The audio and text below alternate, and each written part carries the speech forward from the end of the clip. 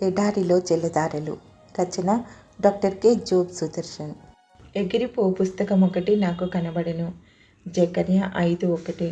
దేవుడు తన ప్రజలకు పూర్వక్షేమ స్థితిని కలిగించి బర్ధిల్లి చేయకముందు వారిలోని దౌష్టాన్ని శిక్షించి రూపుమాపాలి.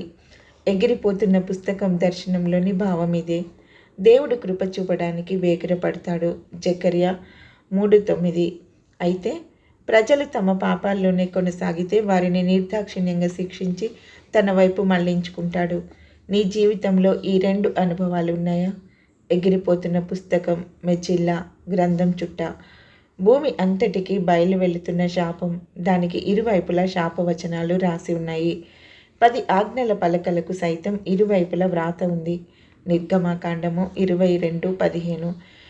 ద్వితీయోపదేశకాండం 28వ అధ్యాయం అంతా కూడా దేవుని ప్రజ ఆయనకు దూరమై పాతకాలకు ఒడికడితే వారికి వాటిల్లే శాపాలను మోషే వివరించాడు. ఈ ఎగిరిపోతున్న చుట్టలో 2 పాపాలే రాసి ఉన్నాయి.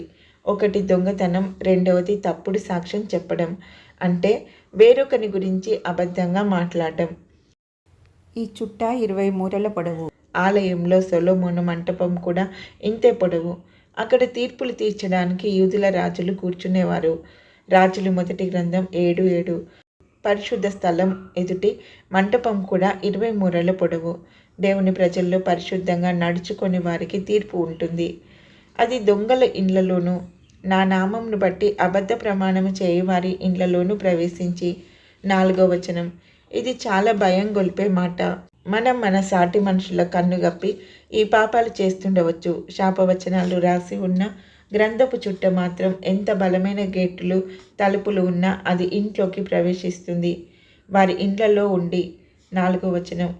వచ్చిపోదు, తిష్ట వేసుకుని కూర్చుంటుంది. దూలాలను, రాళ్లను నాశనం చేస్తుంది. ఎంత ఘోరం!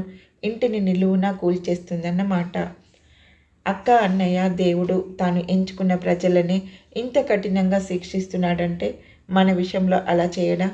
అయితే ధైర్యం తెచ్చుకోండి. యేసు ప్రభువే మన కోసం శాపమయ్యాడు. శాపగ్రస్తుడుగా మ్రానుపై వేలాడాడు. గలతీ 3:13. శిక్షా విధి లేదు. అయినా పవిత్రంగా జీవించడం, పాపాన్ని విసర్జించడం మన కర్తవ్యం కాదా?